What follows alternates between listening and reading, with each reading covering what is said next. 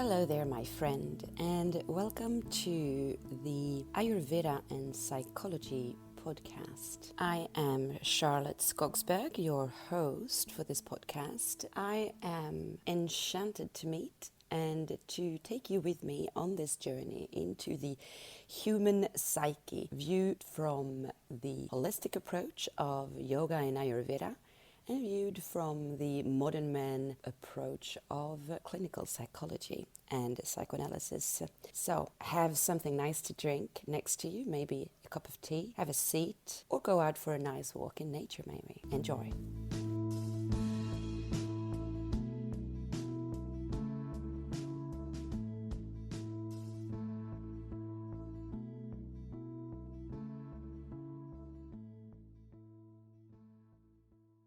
In this episode that is focusing on Ayurveda, I will continue on the last talk about Ayurveda that was on the digestive system, and I will develop this further into how we need to maintain a good digestive system by eating according to our constitution.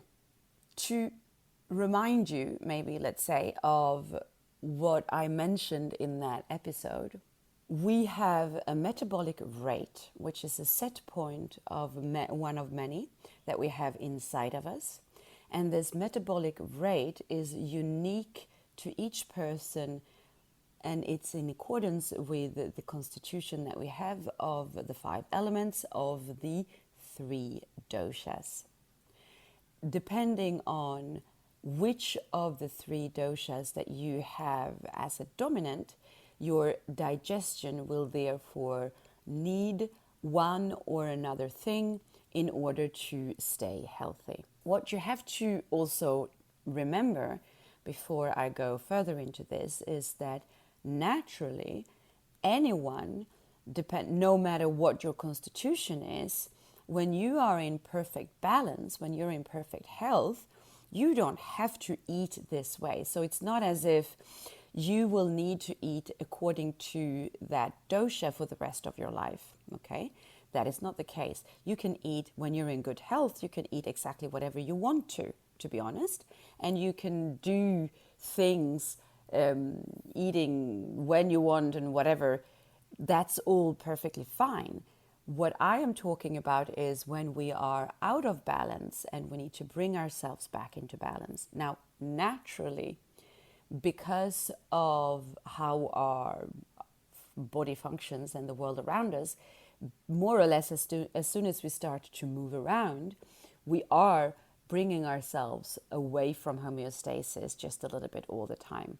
So it kind of also means that, sure, when you're in perfect health, you can do whatever you want, but as soon as you start to play around a little bit too much, you will have the risk of getting out of balance again. So it's just nice and good to know what you need to do in order to get back into balance, so that as soon as you start to read those very subtle signals that are the first ones, you can adjust.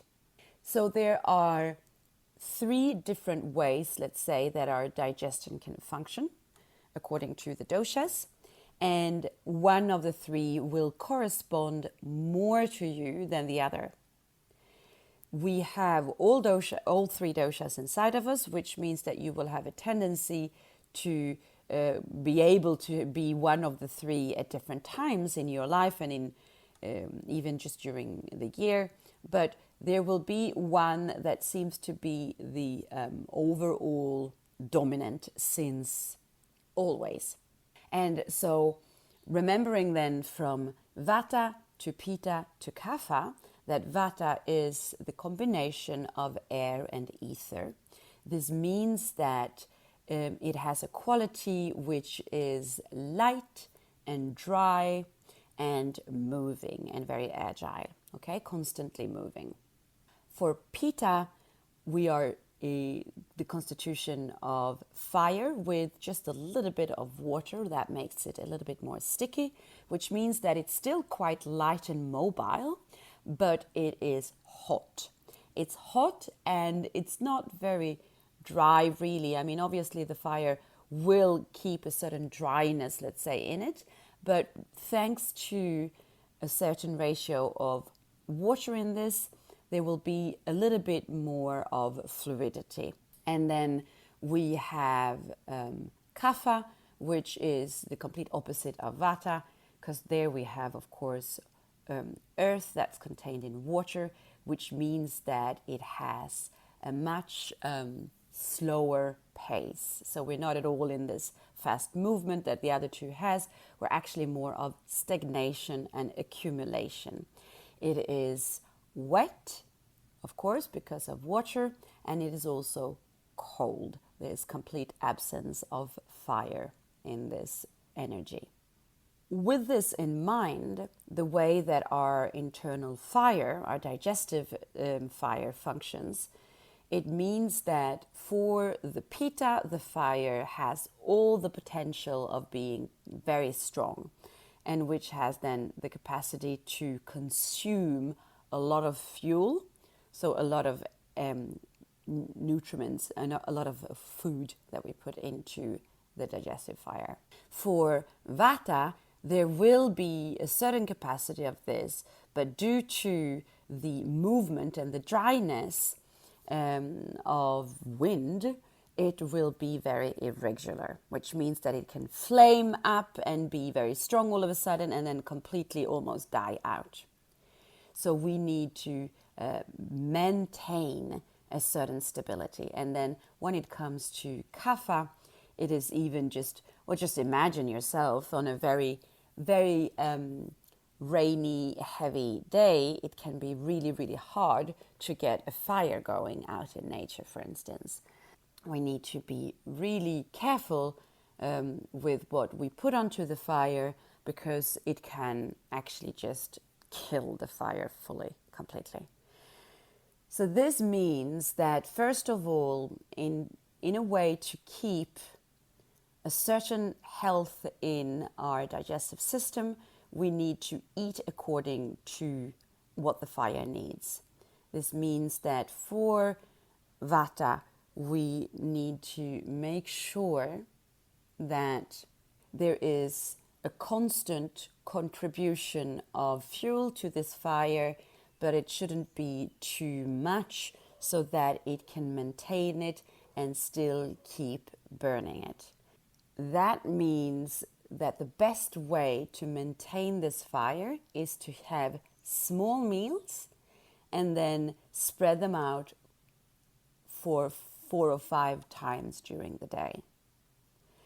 And then on top of that, for Vata, what we want to put into our belly are then qualities that will counter the dryness and the lightness of what the Vata energy has as a quality. So it means that we want to bring things into our belly that are warming and that are quite moist, to then balance out the dryness and the cold. It's very cold as well, right? The wind is dry and cold. And so different kinds of food that has the qualities opposite to the wind are really good to balance out a very strong Vata. And I'll go into detail of what that looks like in a few minutes. Let's just finish off with the other 2 doshas as well. When it comes to Pitta, so being Pitta, that it's very fiery, it's very hot, and then a little bit of stickiness in it, it means that in order to balance that, we want to be able to give the digestive fire something to work with. So we don't want to bring more heat. We want to be very careful with very heating things like different kinds of spices and chilies and gingers and stuff like that. That is absolutely not necessary because the fire is already strong. What we want to give instead is things that are, for instance, quite cooling, and raw things can be really beneficial for a strong fire, because it means that the fire has a lot to work with. So it'll be occupied, if you will. And when it comes to kapha, well, kapha then needs all the opposite of cold and wet. So basically, we want to give it dry things and we want to heat it up. So basically, we can make things that are quite typical for vata as well, or also for kapha, but there's this need of really heating it up that is really important. So one of the best ways to think when we want to prepare food for someone who is very kapha is to add on a lot of the heating, warming spices, which means that almost any meal can be made into a good kapha meal if we just add on the really nice heating spices. And this is, of course, why so often we say that in Ayurveda, when it comes to bringing someone back to health, so very often, I mean, depending on, of course, what the health issue is, but when it comes to cough and cold, the different kind of winter diseases, let's say, that happens to us, we often talk about things that are very warming. So it means that we want to add in raw ginger and turmeric and black pepper, for instance. We want to add on some lemon that also helps to kind of dry out, which is why we often see this as, you drink a ginger tea in order to get the heat coming back into the body when you're sick, for instance. And because the food that is very kapha-like are usually foods that are quite sweet, we also want to be really careful with adding too much sweetness into kapha foods. And one of the sweeteners that are really beneficial for kapha, as compared to all the other ones, is actually honey. Because honey has also a heating element to it. So this is why I'm just mentioning this as a way for then typical kapha diseases that happens to us, that if we want to bring ourselves back to health from a cold, we will drink ginger, turmeric tea that we added in some hot spices like pepper.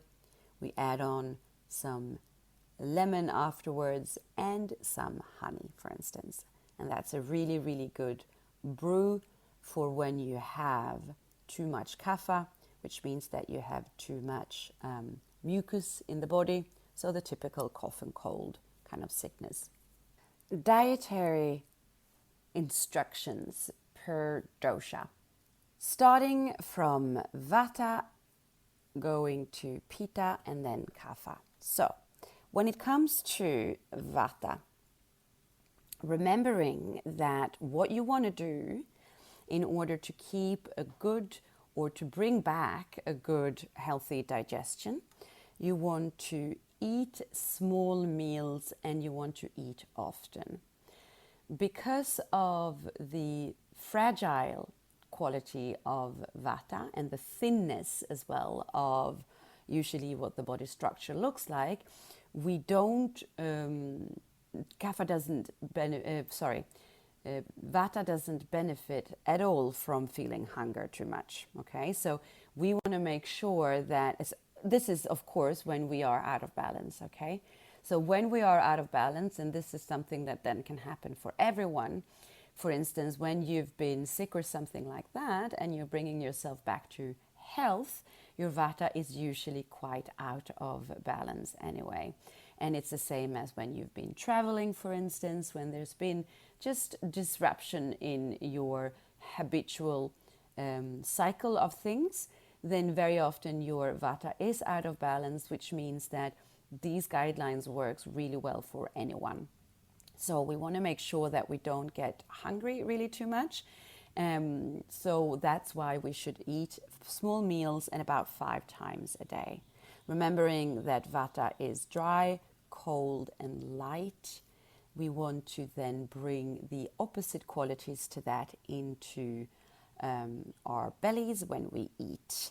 Okay, so this means, for instance, that a nice and warm porridge for breakfast can be a really good option for Vata. Something that works for all three, but very much I find for Vata and Kapha, would be lightly cooked apples and pears. You make them into small pieces, in small cubes, and you cook them for a few minutes, and you add on some of the nice and warming spices, a bit like the chai spices, like cinnamon, cloves, ginger. Some cardamom is lovely with that as well. Star anise can be good. Some people really enjoy that one as well. And you make this, you cook this, and then you make a porridge. And the porridge can be done with oats, of course, but you can also make other kind of porridge-like meals. So you could use quinoa for those who prefer to use that. So for instance, for more of a pitta person, then maybe that would be more beneficial. You could also make from rice. So a lovely rice pudding can be a perfect option as well for a Vata person. And then adding on these spices that I've mentioned already, everything that's warming. Very often when we talk about different spices in Ayurveda, we will have a tendency to talk a lot about the more Indian typical ones. But also because that's, of course, where it came from. And so this is why that's what we usually have as source of information.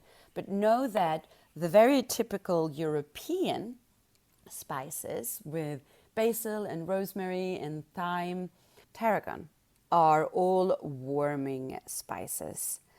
So that's good to know as well. We also want to bring some stickiness into our food when it comes to Vata. That's really beneficial for bringing a healthy digestion and, for instance, to get rid of bloating and gas. So adding on a little bit of ghee, for instance, is really good for that porridge. Then when it comes to lunch and dinner, you want to think once again, what are the opposite qualities of dry and cold and light?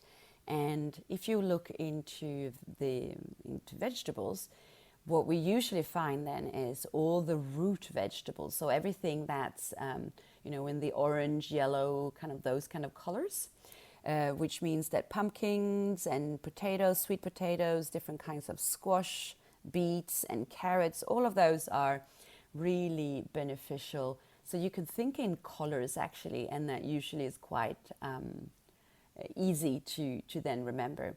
So think all kinds of curries and stews, things that are actually quite natural to us to make in the typical Vata seasons as fall or autumn and spring. Those kind of vegetables are really beneficial to balance Vata. And then with the different kinds of grains, rice, quinoa, couscous, oats, all that warming, adding on something that makes it juicy and sticky. I personally find that adding in some dry raisins and some nuts when I make a curry is really good, because it also brings a bit of a sweetness in. And sweet is actually then, as I mentioned earlier, of the Kapha type, which means that it has a heaviness and a wetness in it. And so it's nice to actually bring a little bit for Vata into their food with this. Things that are difficult to digest, such as different kinds of cabbage, and especially raw things, all the greens and kind of astringent qualities of vegetables are to be avoided for Vata. Nuts and seeds are very good for Vata. It's really nice and sticky, but still in small quantities. They have so much potence in them that we should never eat too much of that actually anyway. I was told that a handful of nuts and seeds is enough for a whole week. So I just imagine all these people who tend to put lots of nuts and seeds on their food, on their porridge, for instance, in the morning, and they do that every day. That's far too much for anyone. Okay, all kinds of nut milks, therefore, are also really beneficial for Vata. And if you have dairy products are usually good for Vata, but they can also have a tendency to give gas for some people. So, for instance, if you add on a little bit of ginger when you will have some dairy, then that will help for your digestion. When it comes to the Pitta dietary guidelines, then remembering then how the Pitta needs quite a lot of fuel, but doesn't need to eat as often as Vata because we have bigger meals for a Pitta, then remembering that it should be, let's say, 3 times a day more for a Pitta person. When it comes then to Pitta, we are looking at a different kind of way of eating. So since there is already some stickiness in Pitta, we want to avoid a little bit of too much fluid and sticky foods, because that can actually aggravate Pitta, which will create heat in the body, heat in the system. And you will notice that in heartburn, for instance, and even just on the skin, you can notice rashes and acne. So for Pitta, we would, for instance, want to be quite careful with fruit, and we would, for instance, not start the day with fruit. So instead, we want to start with something more like a green smoothie, for instance, can be a really good way to start for a Pitta person. The porridge there with the apples and the pears is something that works for all three, but we also want to be a little bit careful of the oats and the porridge for Pitta because of the stickiness to that can just bring more heat in. So that's why I mentioned earlier the quinoa, that can be a good option, or like the Berkshire mueslis, that can actually be a really good option as well for a Pitta person. Otherwise, things like whole grain toast is great for Pitta. Toast bread actually is really good for Pitta. Okay, it's something that needs a lot of work for digestion, which is why, for instance, a Vata person or a Kapha person should stay away from too much bread. But for a Pitta person, that can be really beneficial. And I mean, even just for me, that seems really logical when you think about when you're really, really hungry, for instance, and you have that almost like a burning sensation of hunger, then eating a sandwich can be really beneficial because it really calms down the hunger very much. All kinds of berries are actually really good for Pitta. We don't want to bring too much sweetness for Pitta because that can aggravate the Pitta, actually, heat. And so the berries, all kinds of blueberries and raspberries and all of that, they are usually actually a little bit more bitter, or a little bit more acidic, I guess. So that actually has a beneficial impact on an overstimulated digestive fire. All kinds of fruit juices are really good for Pitta. Now, of course, you need to be careful if you buy fruit juice in the supermarket because they are often very full of sugar, and that's not a good option. But naturally made ones, all green juices, anything that's green, perfect. When it comes to then lunch and dinner, of course, all kinds of greens are great for Pitta. So the whole range of cabbage, cauliflower, broccoli, all the cabbage, all the that are also then quite bitter, that's really, really good. Bitter taste is great for Pitta. Brussels sprouts, for instance, is amazing. All kinds of beans. And then actually most kinds of beans and lentils and stuff are also quite beneficial for pacifying pitta.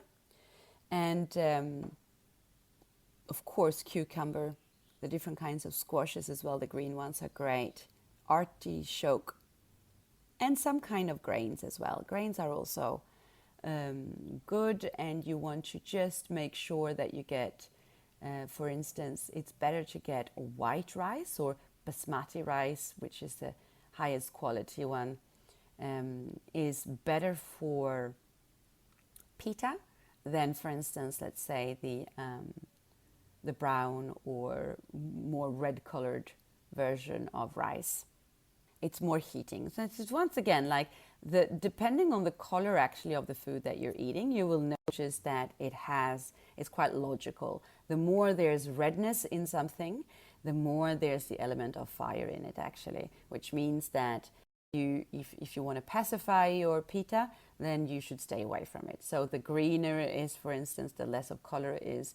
And that's also why, for instance, the raw food as well, it's not been cooked. So it still has the quality of the dryness, for instance. A lot of raw vegetables that we would make a salad into, they actually have quite a drying kind of effect. And so for pitta, then that would be beneficial. Whereas for vata, it would instead maybe create indigestion or bloating. And then when it comes to the nuts and seeds, we should be a little bit more careful for pitta because that's actually got quite a lot of heat in it as well. And so we want very little of that, and even much less than for vata. And we could even potentially skip it altogether. All right, so when it comes to the kapha person, kapha, to remember then, should eat really not that much. We should stick to maybe only twice a day even, especially if we want to balance out the kapha, okay? A kapha person who is in perfect balance, you could definitely eat 3 times a day. But if we want to balance out kapha, then we should try to eat more, like 2 times a day. When it comes to food for kapha, as I mentioned earlier on, if we can add in heating spices, all heating spices are really beneficial to get the digestive fire going. But we also then want to stay away from wet food, heavy food, sweet food, sticky food. This means that basically most fruits are to be avoided when we want to balance out kapha. Once again, we have the lightly cooked apples and pears. That's a good option, and we can also make that porridge that I've mentioned. That's good for everyone, especially with extra of these warming spices. And we could also, for kapha, maybe even avoid making it into a proper porridge. We could make the bersher, I think, would also be a good option for kapha. But yeah, we just think avoid fruits in general as much as possible instead. We just really want to heat up and dry out. So we want to skip out as much as possible on sweet things, sugar, and we also want to skip things that are cooling. So there's obviously quite a lot of the fruits that are actually quite cooling. We don't want to go there. Instead, we could start our day with a ginger tea. Apples and pears, as I mentioned, ideally a little bit cooked because it's easier to digest. Pomegranate is good. All kinds of citric fruits are more beneficial in that case for kapha. So we could also imagine, making something with orange and pomelo and grapefruit. A grapefruit can be a good option for kapha to start the day. Okay, bitter and sour, good. Berries work as well for kapha. Okay, we want to really go for the berries that are more towards the bitter taste. We want to also, when it comes to lunch and dinner, we want to avoid the typical vata ones with the heaviness and the roots and the carrots and all of that. Instead, we want to go for more what the pitta would go for. So the cabbage, the green ones work, but we really want to make sure that we eat cooked foods though, okay? Once again, we want to warm up instead of cooling down, okay? So we don't want to eat too much of the cool stuff, right? We want to warm up the internal environment. Nice warm soups. And then it's really like the winter climate, right? And then, as I mentioned earlier, all those typical spices that we are used to in Europe, those are nice and warming, which is also what we've been, for obviously centuries used in Europe in winter as well, where they would grow obviously in the warmer part of the year, and then we would dry them and use them as a way to put flavor onto the food in winter. When it comes to nuts and seeds, we really want to actually skip all of that for kapha people.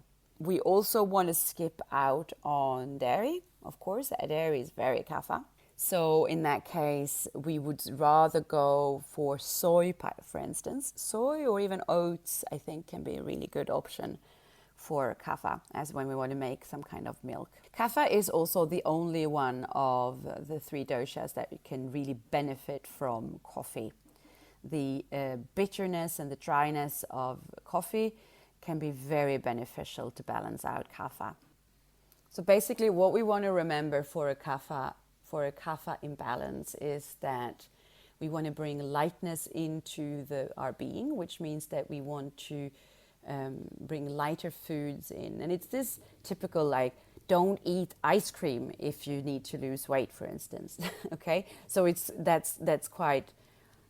seems quite natural to us to understand that. We want to instead be careful and not have too heavy foods, and then we want to help our digestive system by adding on a lot of the heating spices. So the more you heat up your food with spices, with ginger, with black pepper, with turmeric, with basil, thyme, all of that, the better, okay? So hopefully I gave you some stuff that will be beneficial for you as you begin to bring yourself back into balance through your kitchen.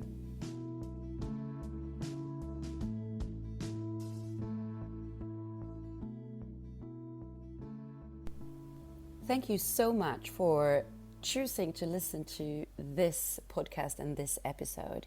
I am very grateful. If you enjoyed this and you think that other people could enjoy this, please help me to spread the word. Share this episode on any channel that you have of social media or messaging. And even more so, I would really appreciate if you know one other person who might benefit from my words today specifically. Take that 1 minute it takes to simply share this episode with one person. Remember that there's a human being on the other side of your phone, of your earpods, of this microphone. And I would love to hear your thoughts on what I've been talking about. So please leave a comment. Send me a message directly if you wish. This is Charlotte. This is me. See you next time. Namaste.